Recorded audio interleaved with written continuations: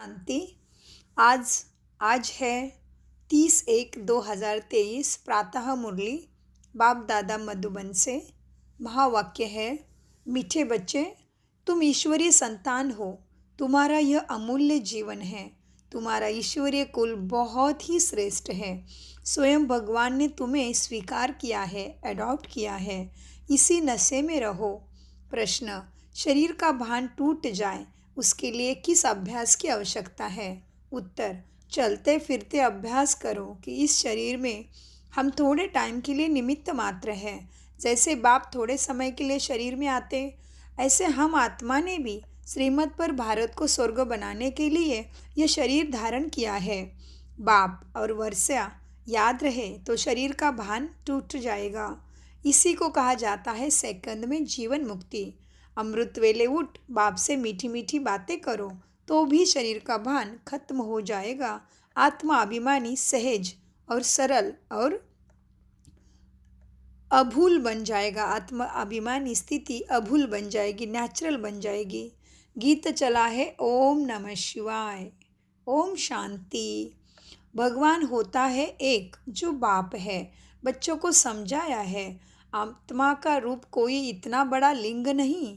आत्मा भी बहुत छोटी स्टार मिसल भ्रुकुटी के बीच में है। कोई इतना बड़ा शिवलिंग नहीं है जैसे मंदिरों में रखा है। नहीं, जैसे आत्मा वैसे ही परमात्मा बाप है। आत्मा का रूप मनुष्य जैसा नहीं है। आत्मा तो मनुष्य के तन का आधार लेने वाली है। आत्मा ही चमचमता सितारा, अति सूक्ष्म तारा सब कुछ करती है। संस्कार सब आत्मा में है। आत्मा स्टार है। आत्मा ही अच्छे व बुरे संस्कार अनुसार जन्म लेती है। तो इन बातों को अच्छी तरह समझना है। मंदिरों में शिवलिंग रखा हुआ है, इसलिए समझाने के लिए हम भी शिवलिंग दिखाते हैं। इसका नाम है शिव। बिगर नाम के कोई चीज़ धरा पे होती नहीं। कुछ न कुछ आकार है। बाप है परम धाम में रहने वाला। परमात्मा बाप कहते हैं, जैसे आत्मा शरीर में आती है वैसे मुझे भी आना पड़ता है। किस लिए? नरकों को स्वर्ग बनाने। बाप की महिमा सबसे न्यारी है।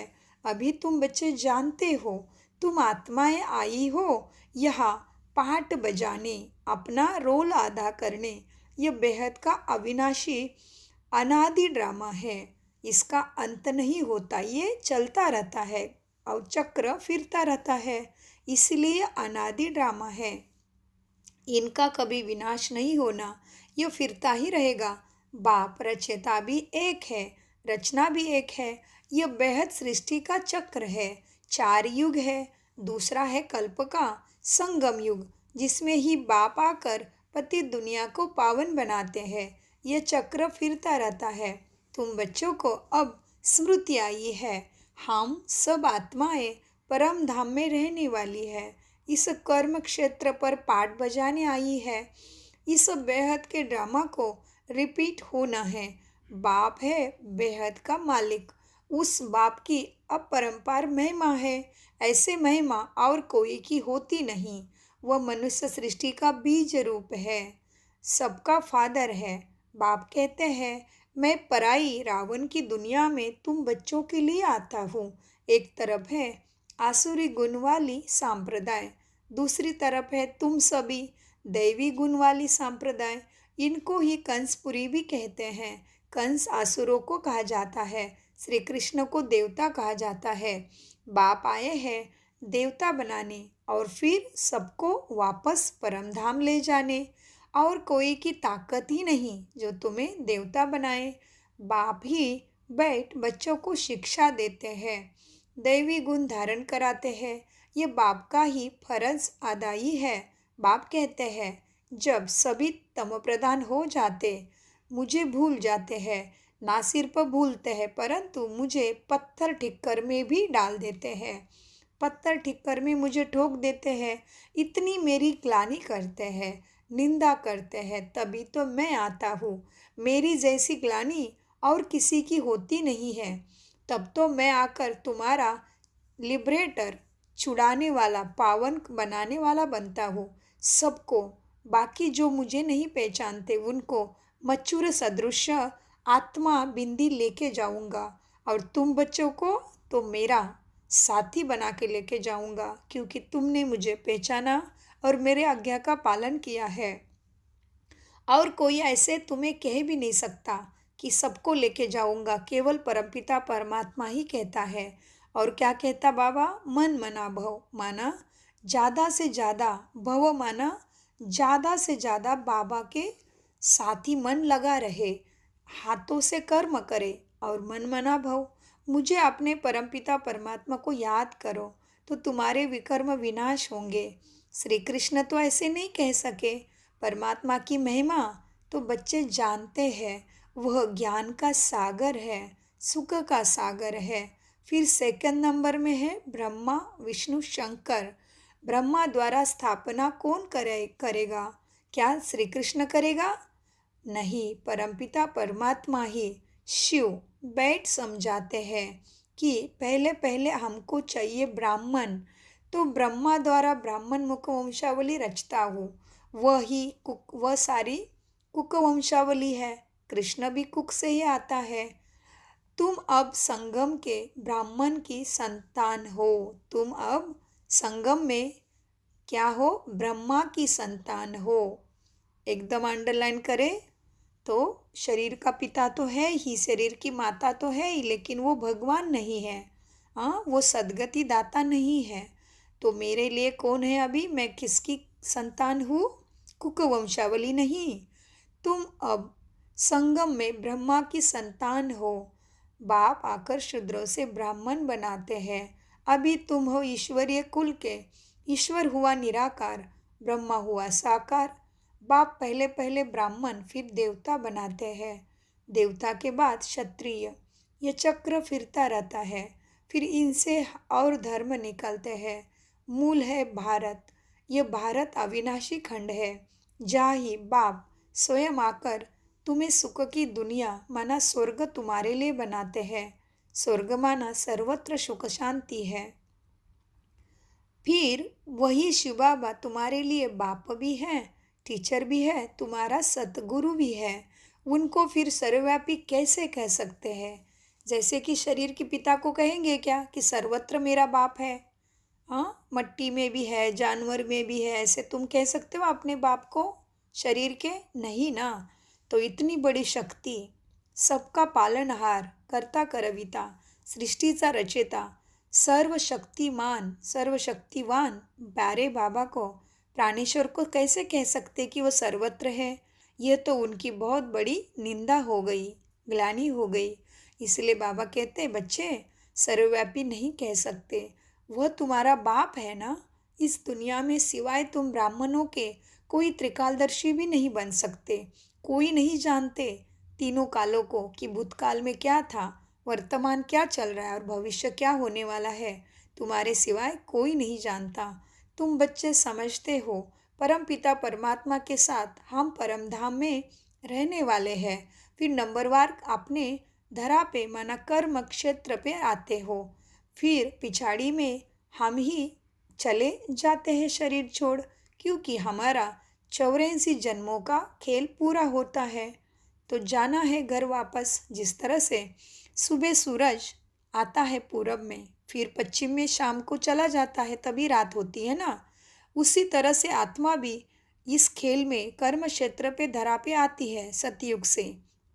लेकिन सतयुग में आने का भी भाग्य जिसके पास पुण्य का खाता है, जिसने अभी दैवी गुण धारण किए, वही सतयुग में आता है। इसलिए फिर सतयुग, त्रेता, द्वापर और कलयुग जैसे जिसके पुण्य भाग्य है, जिस दुनिया में जिसको सुख पाना है, वही उसी समय धरती पे उतरता है कर्म क्षेत्र पे, और अपना जन्म मृत्यु का खेल खेल के, सुख दुख का फिर खेल खेल के फिर से ऊपर जाना होता है। इसलिए बाबा कहते बच्चे चक्र को याद करो। बाप समझाते हैं तुमने कितने जन्म लिए और कैसे वर्ण में आए, ये चक्र चलता रहता है। अभी तुम हो ईश्वरीय संप्रदाय, यह तुम्हारा अमूल्य जीवन है। तुम ईश्वरीय संतान बने हो। ब्रह्मा द्वारा बाप आकर तुम्हें अडॉप्ट करते हैं। बाप है स्वर्ग का रचेता, खुद ही आकर स्वर्ग का मालिक भी बनते हैं। अब सारे विश्व में शांति स्थापन करना, यह बाप का ही काम है। बाप कहते हैं, बच्चे ये मेरा ही पाठ है। मैं तुमको फिर से राजयोग सिखाता हूँ। तुम अपने मन बुद्धि के राजा बनते हो, जिससे तुम एवर हेल्दी बनेंगे, जैसे देवता बने थे। अब फिर से रिपीट होता है। यह सैपलिंग लग रहा है। बाप तो बागवान है ना। इन द्वारा ब्रह्मा द्वारा कलम लगाते हैं। बाप तुम्हारे सम्मुख बैठ सब कुछ समझाते हैं। हे मेरे सिखी लदे बच्चे, बहुत समय से बिछड़े हुए बच्चे, याद है ना? मैंने तुमको स्वर्ग में सुख में भेजा था। फिर तुम 84 का चक्र लगाकर अब आकर मुझे मिले हो। अब अपने को आत्मा समझ मुझ परमात्मा बाप को याद करो। तुमको वापस ज़रूर ले जाना है। तुम चाहो ना चाहो लेकर ज़रूर जाना है। पहले आदि सनातन देवी राज्य चलता, फिर आसुरी राज्य चलता। यहाँ देवी राज्य के बाद पवित्रता तो चली गई। फिर क्या हुआ? तुम्हारे पास राजाई का माना सिंगल ताज बच गया। अब तो क्या है? सभी प्रजा का प्रजा पर राज्य है ना, उसको लोकशाही कहते हैं। फिर दैवी राज्य की स्थापना अभी हो रही है। आसुरी राज्य के विनाश के लिए इस रुद्र यज्ञ से ही विनाश ज्वाला प्रज्वलित होती है। तुम पतित सृष्टि पर थोड़े ही राज्य करेंगे। अभी तुम्हारे लिए है संगम। संगम माना सुख की दुनिया आ रही है, दुख की दुनिया जाने वाली है। आत्मा परमात्मा का संगम मिलन हो गया। यही तुम्हारे लिए हीरक युग डायमंड एज है, माना संगम है। सतयुग में ऐसे नहीं कहेंगे, वहाँ तो सबको सुख है। तुम्हें अभी पुरुषार्थ करना है। करने कराने वाला कौन है? श्रीमत देने वाला समर्थ, श्रेष्ठ ते श्रेष्ठ एक ही बाप है। वही ब्रह्मा द्वारा स्थापना करा रहे हैं। बाप कहते हैं, मैं भारत का मोस्ट ओबीडियंट सर्वेंट हूँ। तुमने मुझे कितना बुलाया है। भारत को स्वर्ग मैं बनाता हूँ। वहाँ यथा राजा रानी तथा प्रजा भी सुखी रहती है, सबको सुख है। नेचुरल ब्यूटी वहाँ रहती है। सभी के अंदर आत्मा के दैवी गुण हैं। सभी शांत स्वरूप, सुख स्वरूप, प्रेम स्वरूप, पवित्र, सत्य और सत्य ज्ञानी है। माना सभी के अंदर ही गुणों की संस्कार है। वैसे सतयुग में सभी नेचुरल रहती है, नेचुरल ब्यूटी है। तो तुम्हारे गुण जितने श्रेष्ठ उतना तुम्हें शरीर भी तन भी श्रेष्ठ मिलता है। सुंदर ब्यूटी है, वहाँ कोई भी मेकअप की आवश्यकता नहीं है। प्रकृति भी सुंदर तो तुम्हारा मुखड़ा भी सुंदर। बाबा कहते हैं, देखो देवी देवता कितने सुंदर रहते हैं, तुम ही तो बन रहे हो। लक्ष्मी नारायण को देखो कितने सुंदर है। हेवनली गॉडफादर है, हेवन स्थापन करने वाला। सारी दुनिया में गीता के लिए कहते हैं श्री कृष्ण भगवान वाच, परंतु श्री कृष्ण तो कह ना सके मन मना भव या मामेकम याद करो तो मैं तुम्हारे पाप भस्म करूँगा, विकर्म भस्म होंगे। श्री कृष्ण नहीं कह सकता ना। और कोई उपाय भी नहीं है। गंगा तो पतित पावनी नहीं है। वह थोड़ी ही कहेंगी मामेकम याद करो, गंगा कहेगी क्या? नहीं। समझने की बातें हैं। ना ही कृष्ण पावन बना सकता, ना ही गंगा। पतित पावन बाप ही है। इसीलिए एक बाप ही तुम्हें बैठ के समझाते हैं। बाप आत्माओं से ही बात करते हैं। बाप ही सबका सद्गति दाता है। उनके मंदिर भी है। दोपहर से ही मुझे सब याद करना शुरू करते हैं। सब यादगार बनाना शुरू दोपहर से होता है। सोमनाथ का मंदिर है ना, परंतु वह क्या करके गए यह तो नहीं जानते। क्यों बनाया सोमनाथ में शिवलिंग इतना सुंदर हीरे का? शुरू शुरू में कोई नहीं जानते। वो शिव शंकर को मिला देते हैं। शंकर तो शिव का बच्चा है, वो देवता है। शिव तो परमपिता है। आप कहा, अब कहा शिव परम धाम के निवासी और कहा वो शंकर सूक्ष्म वतन के वासी। कैसे हो सकते? कुछ भी नहीं समझते। बाप कहते हैं, कितने भी वेद शास्त्र आदि कोई पढ़े, जब तब करे, परंतु मेरे से मिल नहीं सकते। जब तक ज्ञान नहीं मिला कोई नहीं मिल सकते। भल मैं भावना का भाड़ा सबको देता हूँ भक्ति में, परंतु वह तो अखंड ज्योति ब्रह्म को ही परमात्मा समझ लेते हैं। ब्रह्म का साक्षात्कार हो, परंतु उससे कुछ भी हासिल नहीं होगा। कोई को हनुमान का, कोई को गणेश का साक्षात्कार मैं कराता हूँ, वह तो मैं अल्पकाल के लिए मनोकामना पूर्ण कराता हूँ ताकि और उल्टे कर्म ना करे। इसीलिए बाबा कहते हैं बच्चों, भक्ति में अल्पकाल के लिए खुशी मैं देता हूँ, परंतु फिर भी सबको तमोप्रधान तो बनना ही है। चाहे सारा दिन गंगा में जाकर बैठ जाओ, फिर भी तमोप्रधान तो सबको बनना ही है। बाप कहते हैं बच्चे, पवित्र बनो। तो पवित्र दुनिया का 21 जन्मों के लिए माना आधा कल्प, माना 2500 साल का अखंड सुख तुम्हें मिलेगा। तुम मालिक बन जाएंगे और कोई सत्संग नहीं जहाँ इतनी प्राप्ति हो सके। बाप ही आकर तुम्हें राजयोग सिखलाते हैं, तो कितना मुरली के अनुसार, बाबा के आज्ञा के अनुसार, माना श्रीमत के अनुसार चलना चाहिए। पढ़ाई पर ध्यान तो देना चाहिए ना। ये तो सबसे ऊंची सदगति की पढ़ाई है। बाप श्रेष्ठ ते श्रेष्ठ मत देते हैं। श्रीमत से भारत को स्वर्ग बनाना है ना, तो बाबा को ही सदगति दाता, सद्बुद्धि दाता, भाग्य विदाता कहते हैं ना। तो भाग्य का विधि विधान आपको बताते हैं, तुम्हें उस पे चलना है। तुम्हें ड्रामा के राज को अच्छी तरह से समझना है, पुरुषार्थ करना है। पुरुषार्थ कर ऐसा सतयुग के स्वर्ग के सुखों के लायक बनना है। तुम बच्चों को बहुत अंदर में नशा होना चाहिए कि स्वयं बाप परमपिता परम प्राणेश्वर मुझे सिखाता है। हम बाप के साथ स्वर्ग की स्थापना करने यहाँ आए हैं। हम वहाँ के रहवासी हैं। हम सतयुग में रहने वाली देवी देवता है। अभी हम बाबा के बच्चे जाने हैं बाबा को ब्रह्मा के द्वारा, तो हम ब्राह्मण हैं। इस शरीर में हम निमित्त मात्र है, थोड़े थोड़े टाइम के लिए है। बाबा भी थोड़े टाइम के लिए आए हैं। इस शरीर का भान टूट जाना चाहिए। तुम्हें अभी आत्मा अभिमानी बनना है। आत्मा ही तो है ना, तो सत्यता याद में नेचुरल आनी चाहिए। अपने बाप अपने बाप और वर्षे को याद करो कि हमें क्या मिलने वाला है।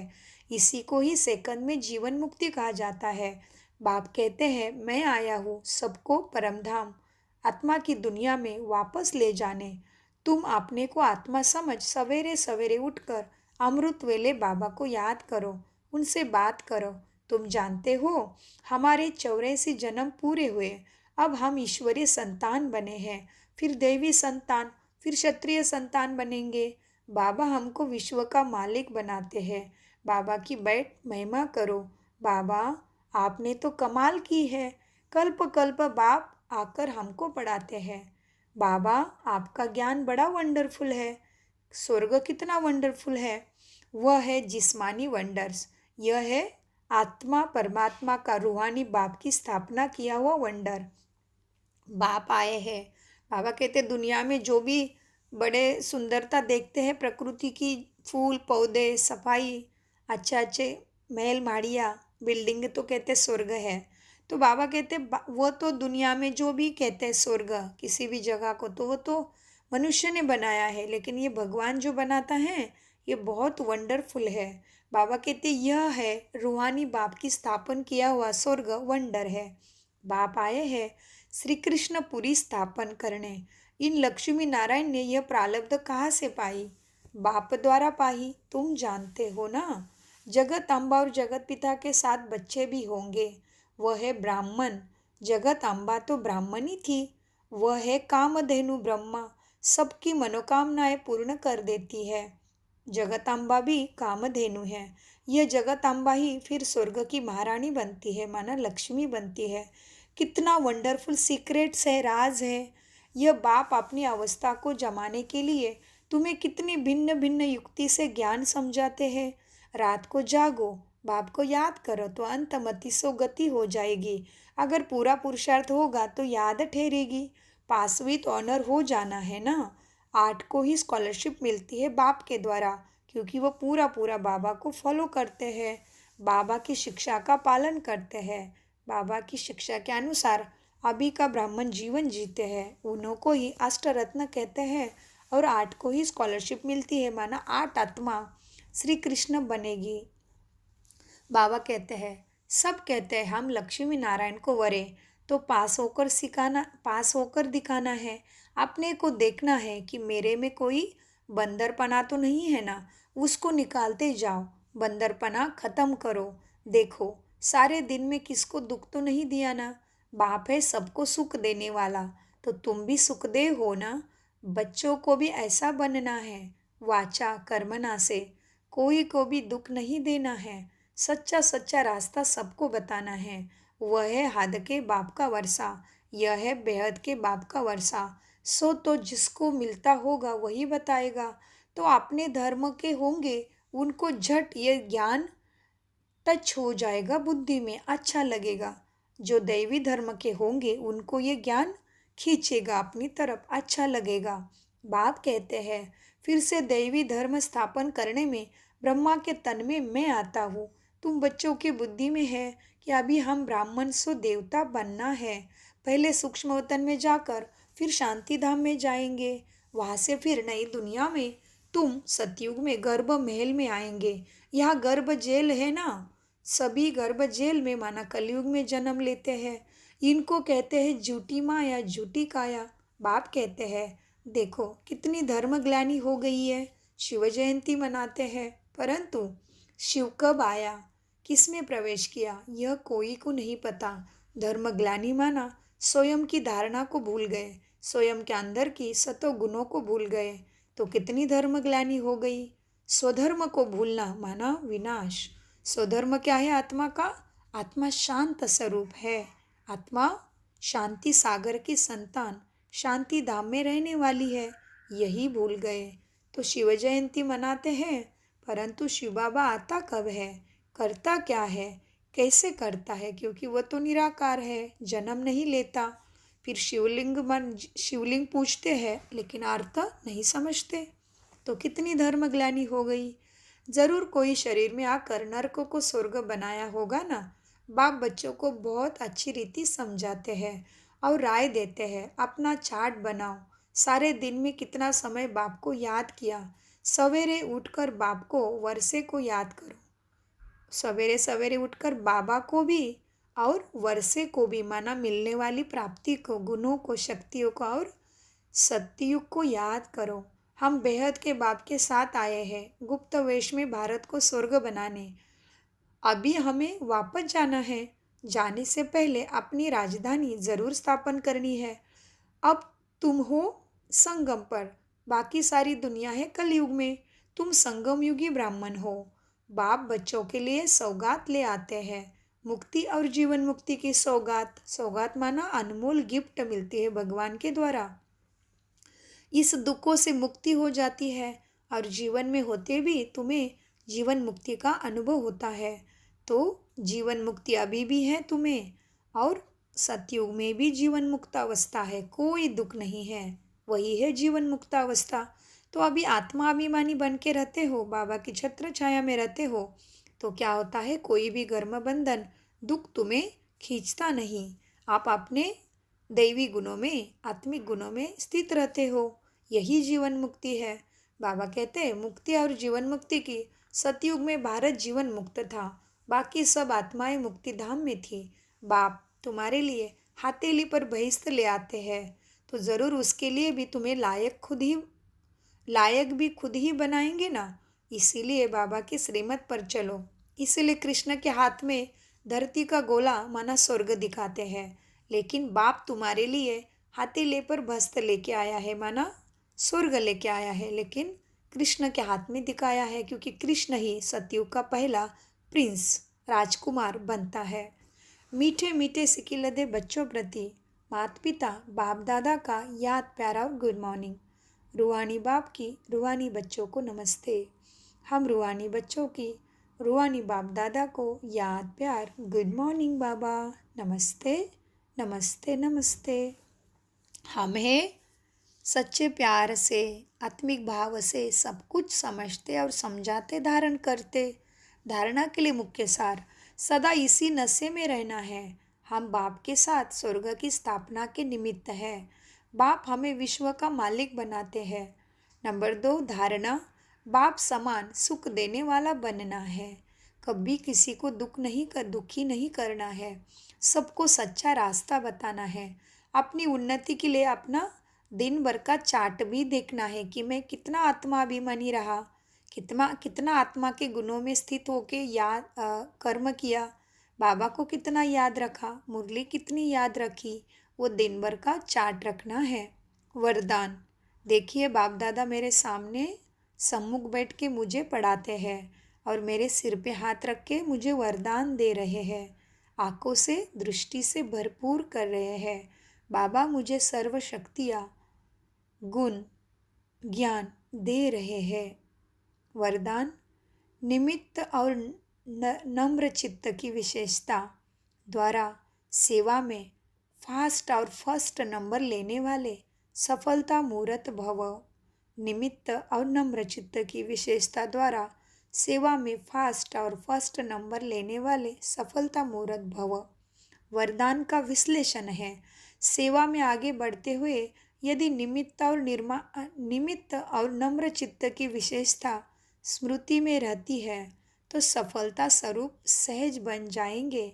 जैसे सेवा की भागा दौड़ी में होशियार हो, इन दोनों विशेषताओं में भी होशियार बनो, इससे सेवा में फास्ट और फर्स्ट हो जाएंगे। ब्राह्मण जीवन की मर्यादाओं की लकीर के अंदर रहकर स्वयं को रूहानी सेवाधारी समझकर सेवा करो तो सफलता मूर्त बन ही जाएंगे, मेहनत नहीं करनी पड़ेगी। स्लोगन, जो बुद्धि द्वारा सदा ज्ञान रत्नों को धारण करते हैं वही सच्चे होली हंस है। ओम शांति, ओम शांति, ओम शांति। मीठे प्यारे बाप दादा का अनगिनत पदम गुना शुक्रिया। धन्यवाद।